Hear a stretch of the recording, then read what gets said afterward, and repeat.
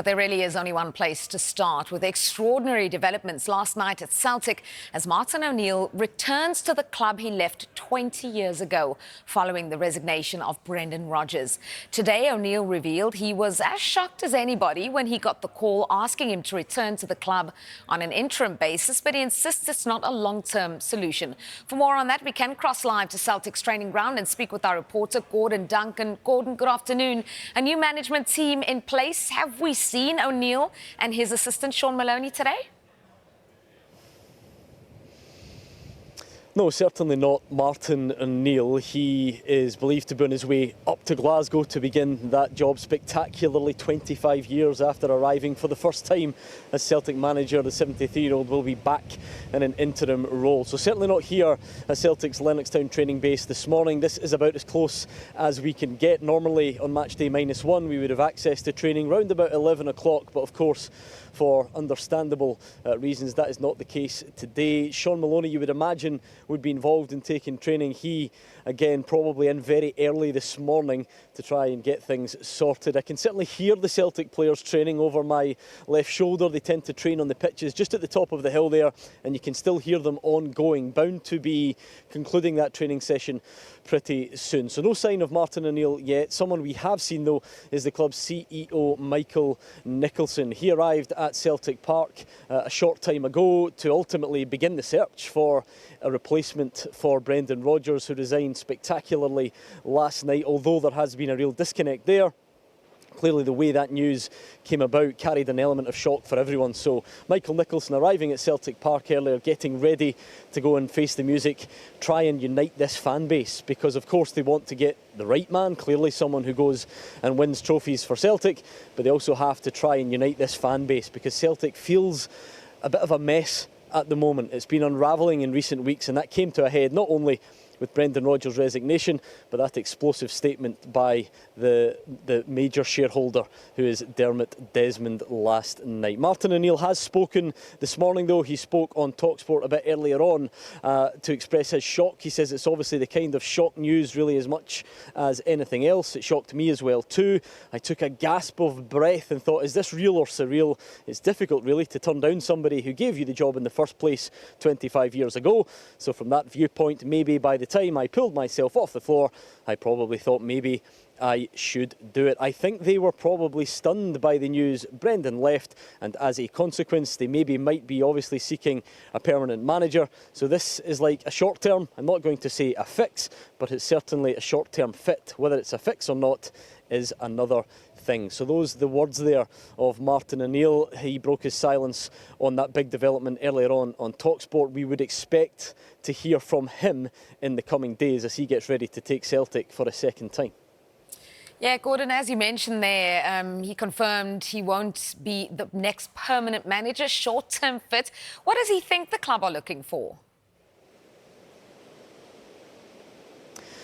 It's incredible to think how quickly football has to move on, and Celtic yesterday had Brendan Rodgers in charge and all of a sudden have to go about that search to try and find a replacement. I heard you mentioning some of the names like Ange Postecoglou, people putting two and two together perhaps because he is available, he was successful here, and Celtic do tend to look backwards. They've done it before with Neil Lennon, they've reappointed him, they reappointed of course Brendan Rodgers. But again, looking at those quotes from Martin O'Neill this morning, he speaks about Celtic looking for, I would have assumed, a young coach coming in now who has a proven ability and would be wanting to pull the club forward now from their position as it stands. I had a super time there. It was an absolute privilege to have managed them before. My time had gone.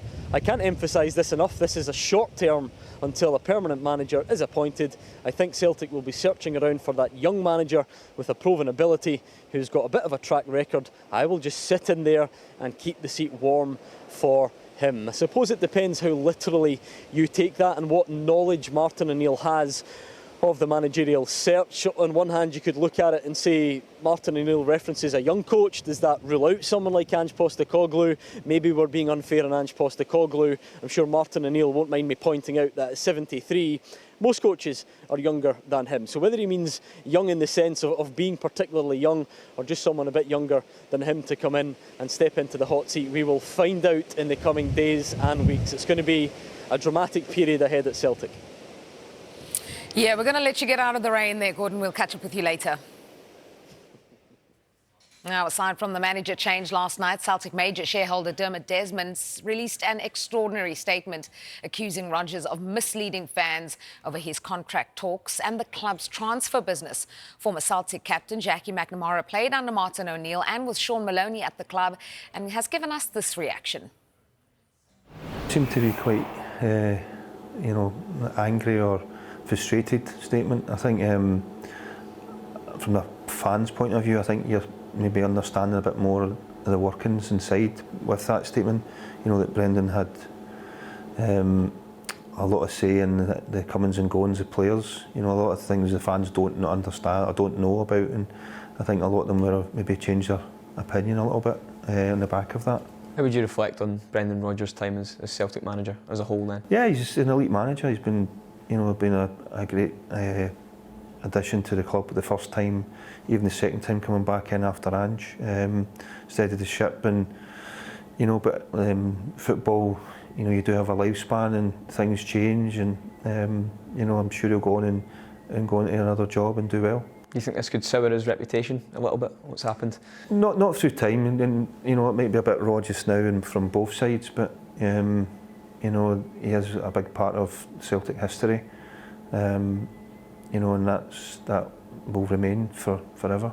Looking forward now, Celtic have obviously brought in two guys that you know really well in interim charge, first being Martin O'Neill, your former manager, and a guy you played with as well in Sean Maloney. What are Celtic getting in Martin O'Neill and Sean Maloney, since you know these guys so well? Martin, they're getting a winner. Someone that will hopefully unite the fans and get the fans back inside with the club, and he'll steady the ship with the players. He's very intelligent. Martin's strengths is a dressing room and making the players feel special and getting the best out of them. Sean, is a intelligent little lad. He's been in the club, so he'll know the ins and outs of the players just now that are there. Maybe what's needed come in the next few months and in the January window to strengthen. And he'll be able to help Martin on the training field. Martin always had good people around him, with John Robertson and Steve Walford as coaches, and his confidence to deal with the players. And Sean obviously will know how Martin works as well, and I think it'll be a good mix. I think he'll do very well. So Martin O'Neill and Sean Maloney are here in interim charge while the club look for a permanent successor to Brendan Rodgers. Who would you like to see take on the role next? Well, if they want it, I think just now I would happily just see them take it just now, and I don't know what Martin would be thinking long term, and Sean possibly, alongside Martin just now, and see how they go. Martin might want to take it for the rest of the season. I don't know what his thought process is just to get back in, but it's just nice to see him. It'd be nice to see him back in the dugout and in his press conferences. Some people maybe have concerns over his age. Martin's 73 now. Do you think that's an issue? I'm guessing not. No, not at all. Not at all. I mean, he's not different if you ask him to play, but standing to the side and making decisions, and he'll do it with a calmness and an experience. He's got more experience than any of them, especially being at Celtic before, where we were getting to European finals under Martin. So the fans will know what they're getting in a winner as well. Understandably, I think quite a lot of Celtic fans are getting excited. The fact that Ange Postecoglou's not in work just now. He had such a successful time at the club in his first spell. Would you welcome a return to the club for Ange, or is it time for Celtic to move on? I don't know. Again, you don't know what Ange is thinking, but he'll still be a bit raw from his experience there. He's had two sort of bad experiences in the last 6 months, if you like. From going for a high win in the cup with Tottenham, losing his job in the back of their league form, and then not having a proper go at it at Forest. So, you're maybe getting something. If it was to now, it'd maybe too soon for him. Just to recharge his batteries and get away for the frustration and the disappointments the last few while. But he's no doubt he's a top manager. Well, as mentioned there, Ange Postecoglou has emerged as a potential contender to return to the club more than 2 years after leaving for Tottenham Hotspur. He's currently the bookmakers' favourite. Postecoglou won back-to-back Scottish League titles and the domestic treble before leaving back in 2023. He was sacked as Nottingham Forest manager earlier this month after just 39 days in charge. What it shows is that we're going back to the well. You know, Brendan Rodgers has been a manager twice, Neil Lennon's been a manager twice, and now Martin O'Neill's been a manager twice. Do we go back to Ange Postecoglou, or do we find the best candidate for the position by scouring the entirety of Europe and beyond? Because this is something we don't do. We're just going back to someone who we understand can do the job and know the demands of the football club. Ange is a hero at Celtic. I'll tell you one thing about Ange. When he came to Celtic, the recruitment was far better than it is now.